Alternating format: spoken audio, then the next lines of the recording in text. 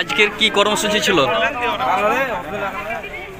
আজকের আমাদের মূল কর্মসূচি গত 27শে ফেব্রুয়ারি কলকাতার নেতাজি ইন্ডোর স্টেডিয়ামে আমাদের সকলের জননেত্রী তৃণমূল কংগ্রেসের সর্বভারতীয় সাধারণ সভাপতি মাননীয় মমতা ব্যানার্জির যে নির্দেশ আমাদের করতে দিয়েছেন আর কি, যে ভোটার লিস্টে বা এলাকায় ভুয়া ভোটার অর্থাৎ ফলস ভোটার যেভাবে এন্ট্রি হয়ে আর কি, যেভাবে তারা অপোজিশন লবি যেভাবে কাজটা করছে আর কি, এটাকে আমাদেরকে আইডেন্টিফাই করা, তাদেরকে ভুয়া ভোটকে আমাদেরকে ভোটার লিস্ট থেকে বার করা, সেই কাজটা করার দায়িত্ব দিয়েছেন।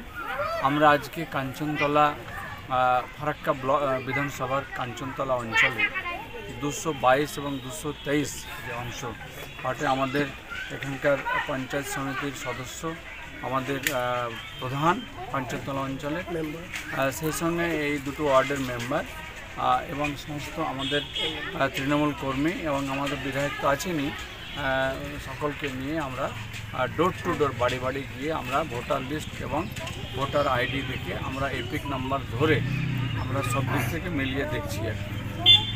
তাতে যা দেখতে পেলাম আর কি, তা আমরা এখনও হাতে কোনো ফলস ভোটার আমরা পাইনি। তবে একটা জায়গাতে আমরা পেয়েছি যে একই পরিবার দুটো ওয়ার্ডে ঢুকে আছে নাম।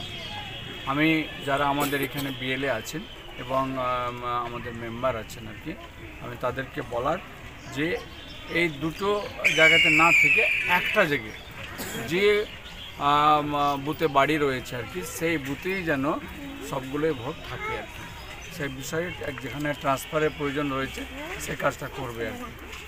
পাশাপাশি এখানে মানুষের একটা দীর্ঘদিনের দাবি ছিল আর কি, যে এখানে কোনো অ্যাম্বুলেন্স এই পাড়ায় ঢোকে না আর কি।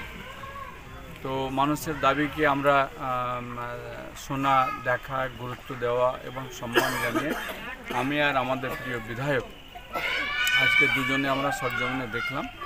আমরা দুজনে দেখে আমরা নিরীক্ষণ করার পরে ভেবেছি যে না, এটা সত্যি এখানকার পাড়ার মানুষের প্রয়োজন রয়েছে, আর সেই প্রয়োজনের নিরিখে এই কাজটা আমরা দুজনে মিলে আর কি আমরা আগামী 4-5 দিনের মধ্যে তার শুভ আরম্ভ হয়ে যাবে।